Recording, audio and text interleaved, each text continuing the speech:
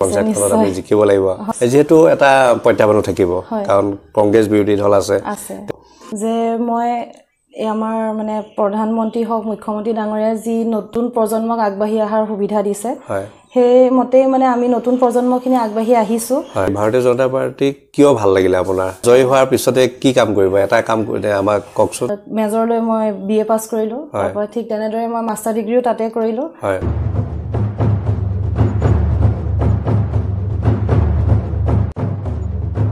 নমস্কাৰ পোহৰ লাইভৰ সমূহ দৰ্শকক স্বাগতম জনাই আজিৰ আমাৰ বিশেষ অনুষ্ঠান আৰম্ভ কৰি লৈছো ইতিমধ্যে পঞ্চায়ত নিৰ্বাচন সমাগত ব্যাপকভাৱে প্ৰচাৰ কৰা দেখা গৈছে প্ৰতিটো ৰাজনৈতিক দলৰ মাজত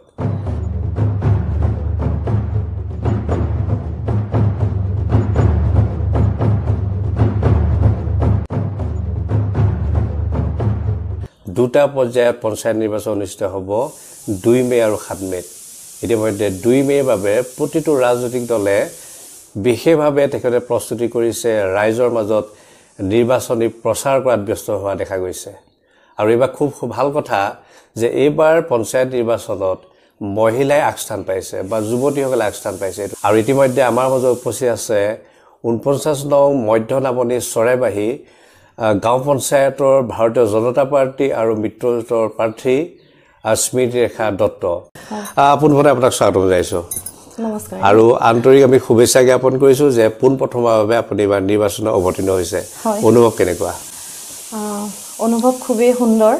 যিহেতু এবাৰ মই প্ৰথমে নিৰ্বাচনত প্ৰতিদ্বন্দ্বিতা কৰাৰ সুবিধা পাইছো হয় আপোনাৰ মানে গাঁৱৰ ৰাইজৰ সহাৰি আৰু ৰাইজৰ মানে সমৰ্থনত তেওঁলোকে মোক আগুৱাই যোৱাত মানে যিখিনি অৰিহণা যোগাইছে সেই তেওঁলোকলৈ অশেষ ধন্যবাদ যিহেতু মোক আগবাঢ়ি যাবলৈ তেওঁলোকে অনুপ্ৰেৰণা জনাইছে আৰু যিহেতু আমাৰ মানে পঞ্চায়তৰ আমাৰ বিধায়কৰ নিজৰে বুলি ক'ব পাৰি 49 নং পঞ্চায়ত হয় বিধায়কৰ আমি যিহেতু মানে খুব ওচৰে তেওঁলোকৰ সহায় আশীৰ্বাদত মই প্ৰতিদ্বন্দ্বিতাত আগবাঢ়িছো আমাৰ যোৰহাট মণ্ডলৰ সভাপতিও আমাৰ নিজৰে ধৰক নিজৰ অঞ্চলৰে এই সকলোখিনি মানে জ্যেষ্ঠজনৰ আশীৰ্বাদ বুলিয়ে কৈছো যিহেতু আমাক এই নতুন প্ৰজন্মক ইয়াত আগবঢ়াই যোৱাত যিহেতু তেওঁলোকে আমাক আগুৱাই নিয়াত সহায় কৰিছে সমৰ্থন কৰিছে সেই তেওঁলোকলৈ মোৰ ফালৰ পৰা অশেষ ধন্যবাদ থাকিল আপুনি 100% পুৰা সাজু হৈছে হয় নিশ্চয় মই 100% সাজু হয়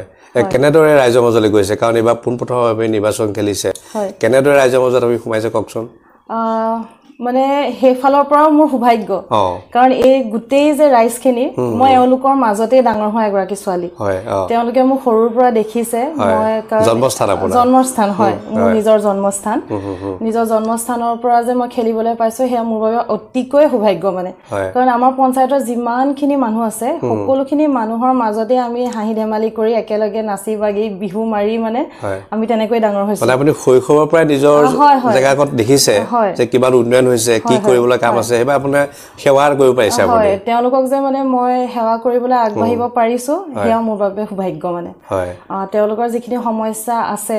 পৰাপক্ষত আমাৰ জনতা পাৰ্টি চৰকাৰৰ মানে যিখিনি আমাৰ তেওঁলোকৰ আঁচনি বা সুবিধা সকলোখিনি ৰাইজেতো পাইছে তাৰ মাজত যিখিনি থাকি গৈছে দুই এটা সেই কামখিনি মানে মই তেওঁলোকৰ মাজলৈ নিব পাৰিম তেওঁলোকক দিব পাৰিম সেইটো মানে খুব ভাল লাগিছে ৰাইজে কি কৈছে যেতিয়া আপুনি ইয়াতে জন্ম আপুনি ৰাইজেও খুবেই মানে আগ্ৰহী তেওঁলোকৰ মানে ৰেছপন্সটো মোৰ ক্ষেত্ৰত খুব ভাল মই সেই 100% মানে আপোনাৰ জয়ী হ'ম বুলি মানে আশা ৰাখিছো নিশ্চয় এই কিমান ভোটাৰ আছে আপোনাৰ সমষ্টিত আমাৰ ইয়াত আপোনাৰ মানে 5526 তাৰে কিছুমান কৰ্মসূত্ৰে বাহিৰত আছে তেনেকে আৰু বিভিন্ন চ'ৰ্চৰ পৰা আমি গমো পাইছো যে আপুনি এগৰাকী শক্তিশালী প্ৰাৰ্থী বুলি ক'ব পাৰো ভাৰতীয় জনতা পাৰ্টি আৰু মিত্ৰজোঁটৰ যেহেতু আপুনি জয় হ'ব আপুনি কেনেধৰণৰ আপুনি ৰাইজৰ বাবে সেৱা কৰিবলৈ আগবাঢ়িব আপোনাৰ যদি মানে মই জয়ী হোৱাৰ পিছত আমাৰ ইয়াত বিশেষভাৱে মানে আপোনাৰ অকমান পানীৰ সমস্যা আছে নলা নৰ্দমাৰ সমস্যা আছে সেইখিনি চাব লাগিব তেওঁলোকক যিমান পাৰো মানে তেওঁলোকৰ সুবিধাখিনি কৰাৰ বাবে চেষ্টা কৰিম আৰু যিহেতু এবাৰ আমাৰ এই চৰকাৰখনে আমাৰ নৰেন্দ্ৰ মোদী ডাঙৰীয়া হওক বা আমাৰ হিমন্ত বিশ্ব শৰ্মা ডাঙৰীয়া হওক তেওঁলোকে মহিলা বা মানে যিখিনি মানে ছোৱালী মহিলা তেওঁলোকক মানে আগবাঢ়ি যোৱাত যিটো মানে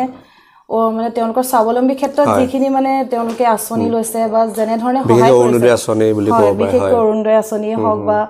নিযুত মহিলা আঁচনি হওক যেনেকুৱা ধৰণৰ হওক আপোনাৰ মানে আমাৰ গাঁৱৰ মহিলাখিনিও বা আমাৰ পঞ্চায়তৰ মহিলাখিনিও যাতে নিজে স্বাৱলম্বী হোৱাত সহায় হয় তেওঁলোক যাতে আগবাঢ়ি যাব পাৰে তেওঁলোকে যাতে সকলোখিনি আমাৰ ওপৰৰ আঁচনিখিনি তেওঁলোকে লাভ কৰে বিশেষকৈ সেইখিনি মানে চকু ৰাখিম তেওঁলোকক মানে সহায় কৰিম তেওঁলোকক আৰু যেহেতু নিৰ্বাচনত আমি দেখিছোঁ বহু সংখ্যক শিক্ষিতা যুৱক যুৱতী বা মহিলাই এবাৰ নিৰ্বাচনত অৱতীৰ্ণ হৈছে এটা শুভ লক্ষণ আপুনি যিহেতু এগৰাকী উচ্চ শিক্ষিতা মহিলা এই মুহূৰ্তত কি ক'ব ৰাইজক কি ক'ব যাতে আপোনাৰ অলপ ভাল হ'ব কাম কৰিবৰ বাবে শিক্ষাৰ ক্ষেত্ৰত মানে কি মই আগৰ পৰাই মানে আপোনাৰ সমাজ অধ্যয়ন মানে মোৰ প্ৰিয় ছাবজেক্ট দেই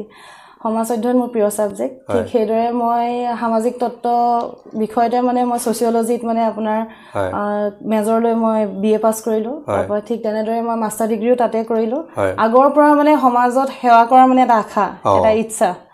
এইবাৰ তাকে ৰাইজে সেই আশাটো পূৰণ হোৱাত মানে মোক সহায় কৰিছে সেইবাবে মই বহুত সুখী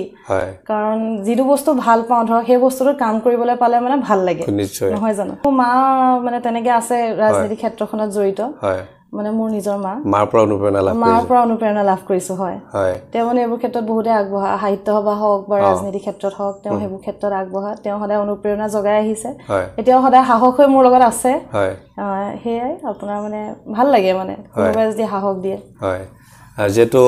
বিধায়ক আপুনি কৈছে বিধায়কৰ এটা সমষ্টি নহয় জানো পঞ্চায়তখন আৰু আমি জনামতে এই পঞ্চায়তখন কংগ্ৰেছৰ দখলত আছিল আমি জনামতে যিহেতু এবাৰ আপোনাৰ দায়িত্ব বাঢ়িছে আপোনাৰ যে পঞ্চায়তখনত আমি জিকিব লাগিব যেহেতু এটা প্ৰত্যাহ্বানো থাকিব কাৰণ কংগ্ৰেছ বিৰোধী দল আছে কি ক'ব এই মুহূৰ্তত কাৰণ অকণমান শক্তিশালীভাৱে যুঁজখন হ'ব যেন লাগিছে আমাৰ নিশ্চয় কিন্তু আগতে যিয়ে হওক এইবাৰ মানে পৰিৱৰ্তন দেখা গৈছে ৰাইজে বুজি উঠিছে যে মানে কাক তেওঁলোকৰ মানে বহুমূলীয়া ভোটটো মানে কাক দিলে ভাল হ'ব কাৰণ আমাৰ এই চৰকাৰখনে মানে সকলোখিনি কাম তেওঁলোকক মানে সমস্যা সমাধান প্ৰায় কৰিয়ে দিছে সেয়ে মানে তেওঁলোক ধৰক মানে এইবাৰ মানে আমাৰ ফালে আমাক সহায় কৰাৰ ক্ষেত্ৰত মানে আগবাঢ়ি আহিব বুলি ভাবিছোঁ আৰু সেয়ে মানে আশাবাদী তেওঁলোকে এইবাৰ মানে কৰিব নিশ্চয় আৰু আমাৰ পোহৰাই ভিতৰত দৰ্শকেও চাই আছে বিশেষভাৱে যুৱতী বা মহিলাসকলে আপোনাৰ দৰে মহিলাসকল যেতিয়া আগবাঢ়িছে নিশ্চয়ভাৱে যথেষ্ট তেখেতসকলৰ হেঁপাহ জন্মিছে বা তেখেতৰ উৎসাহিত হৈছে ৰাজনৈতিক ক্ষেত্ৰখনে এনেধৰণৰ মহিলাৰ প্ৰয়োজন আপুনি ভোটাৰসকলক কি ক'ব কাৰণ 5,500 কিমান প্ৰায় সংখ্যক আপোনাৰ ভোটাৰ আছে বুলি কৈছে আপুনি সেই ভোটাৰসকলক আপুনি এই মুহূৰ্তত কি ক'ব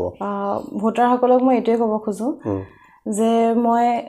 আমাৰ মানে প্ৰধানমন্ত্ৰী হওক মুখ্যমন্ত্ৰী ডাঙৰীয়াই যি নতুন প্ৰজন্মক আগবাঢ়ি অহাৰ সুবিধা দিছে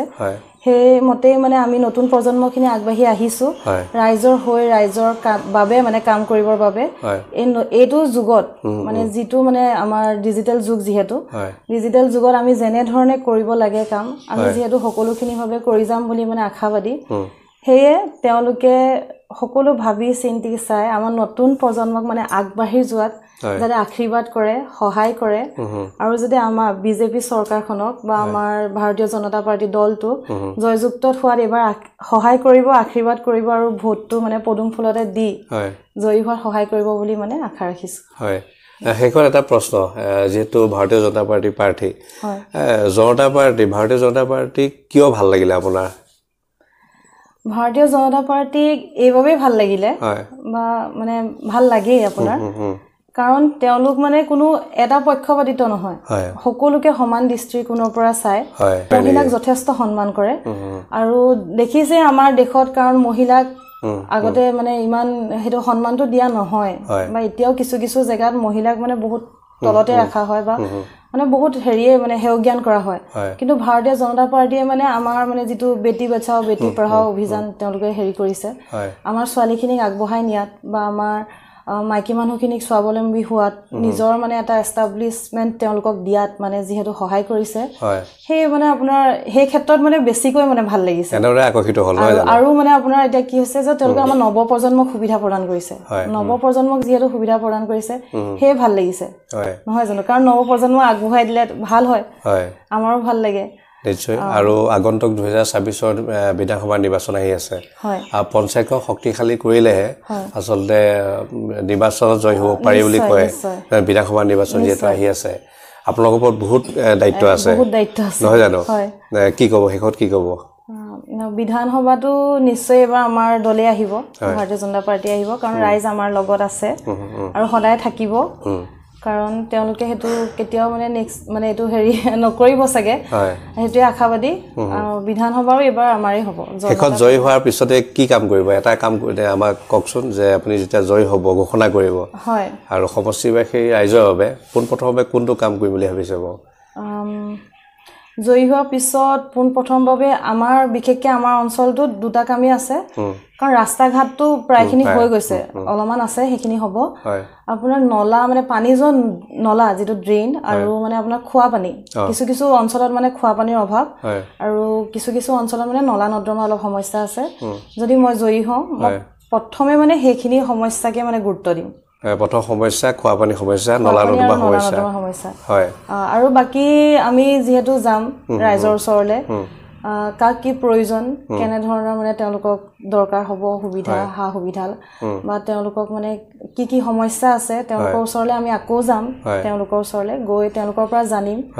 তেওঁলোকক সুধিম আৰু হেমতে মানে তেওঁলোকক সহায় কৰিবলৈ আমি চেষ্টা কৰিম হয় যেহেতু আপুনি নিৰ্বাচনত ৰাইজৰ মাজলৈ গৈছে এতিয়া যেহেতু ভোটৰ বাবে ভোটৰ ৰাইজে ক'ব পাৰে আপোনাক যে এনেকুৱা সমস্যা আছে এইটো সমস্যা আছে তেনে সমস্যা ৰাইজে কৈছে নেকি কে সমস্যাৰ কথা আপোনাক না কৈছে সমস্যা কিছুমান মানুহ আছে ধৰক এতিয়াও কিছুমান সা সুবিধাৰ পৰা বঞ্চিত তেনেকে তেওঁলোকে কৈছে প্ৰায় মানে আপোনাৰ হে পানী যোৱা নলা ৰাস্তা পদূলি তেনেকুৱা ধৰণৰ সমস্যাখিনি কথাই আমি অৱগত হৈছো আৰু কিছুমান মানুহ মানে আপোনাৰ আমাৰ কিছুমান আঁচনিৰ পৰাও বঞ্চিত হৈ আছে আপোনাৰ হেখিনিও আমি লক্ষ্য ৰাখিছো আমি কিছুমান নোট ডাউনো কৰি আনিছো হেখিনি নোট ডাউন কৰি লৈছো তেওঁলোকে যিখিনি সমস্যাৰ কথা আমাক কৈছে আমি এতিয়াই লিখি লৈছো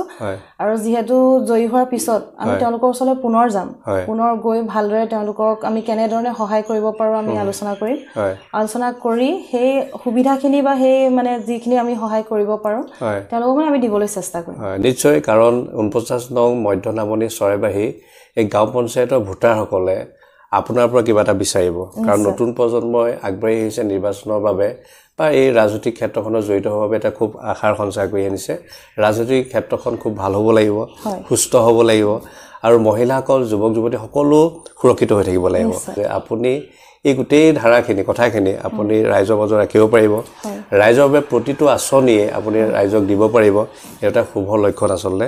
পুনৰবাৰ আপোনাক বহুত বহুত ধন্যবাদ জ্ঞাপন কৰিছো আৰু আপুনি 100% আশাবাদী যে আপুনি এবাৰ নিৰ্বাচনত আপুনি জয়ী হ'ব আৰু ৰাইজৰ সেৱা কৰিব আপোনাক আমি বহুত বহুত ধন্যবাদ জ্ঞাপন কৰিছো আৰু শুভেচ্ছা জনাইছো ধন্যবাদ হয় প্ৰিয় দৰ্শক আজিৰ এই বিশেষ অনুষ্ঠানটো আপোনালোকে চাই থকাৰ বাবে সকলোকে ধন্যবাদ জ্ঞাপন কৰি আজি অনুষ্ঠানটো ইমানতে সামৰিছো ধন্যবাদ